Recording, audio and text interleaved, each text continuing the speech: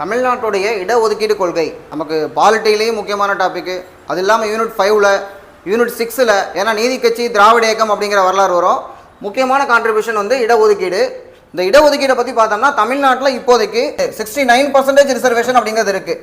இதை வந்து ஹிஸ்டாரிக்கலாக நம்ம பார்த்தோம் அப்படின்னம்னா இந்திய அரசியலமைப்பில் பிற்படுத்தப்பட்டோருக்கு ரிசர்வேஷன் கொடுக்கல, எஸ்டி எஸ்டி ரிசர்வேஷன் மட்டும்தான் கொடுத்தாங்க. இப்போ தமிழ்நாட்டில் மட்டுமே என்ன பண்ணாங்கன்னா 1921 நீதி கட்சி வந்து ஆட்சிக்கு வந்திருந்தது.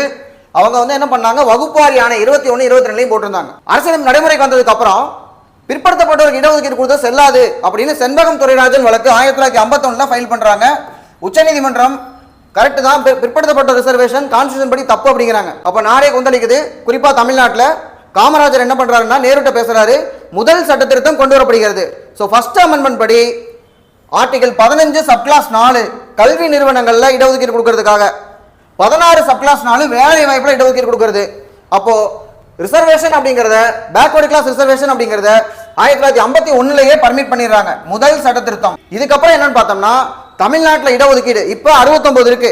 சரியா, எக்ஸாம் எழுதுற எல்லாத்துக்குமே தெரிஞ்சிருக்கும் 16% ரிசர்வேஷன் இருக்குன்னு.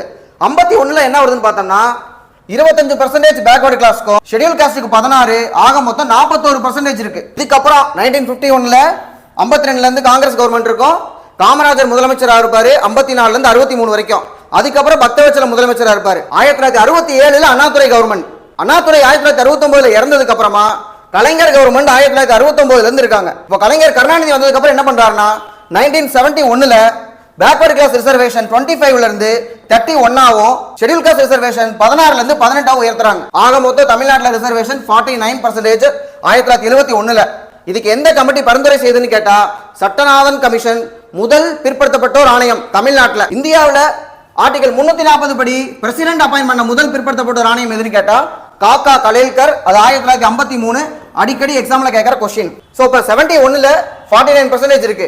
இதுக்கப்புறம் பாருங்க 1979 எம்ஜிஆர் கவர்மெண்ட் இருக்கும்போது பேக்வர்ட் கிளாஸ் ரிசர்வேஷன் 50% ஆகுது. இப்ப இருக்கக்கூடிய 50, ஷெட்யூல் காஸ்டுக்கு அப்படியே 18 இருக்கு, ஆக மொத்தம் 68%. அதுக்கப்புறமா உச்சநீதிமன்றத்துடைய தீர்ப்பின் அடிப்படையில் 1% எஸ்டிக்கு கொடுக்கணும்னு சொல்றாங்க, ஷெட்யூல் ட்ரைபுக்கு, ஆக மொத்தம் 69% ஆகுது. இன்னொன்னும் பண்றாங்க, 1989 நடக்குது. என்ன பண்றாங்கன்னா இந்த 50% பேக்வர்ட் கிளாஸ் இருக்கிறத எம்பிசி 20 பிசி 30 சொல்லி பிரிக்கிறாங்க. இந்த 69% இடஒதுக்கீட கான்ஸ்டியூஷன் அமெண்ட்மெண்ட் கொடுக்கணும், அதாவது அரசியலமைப்புல எந்த பிரச்சனையும் இல்லை. ஏன்னா இந்தியாவுக்கே 49 தான் இருக்கு.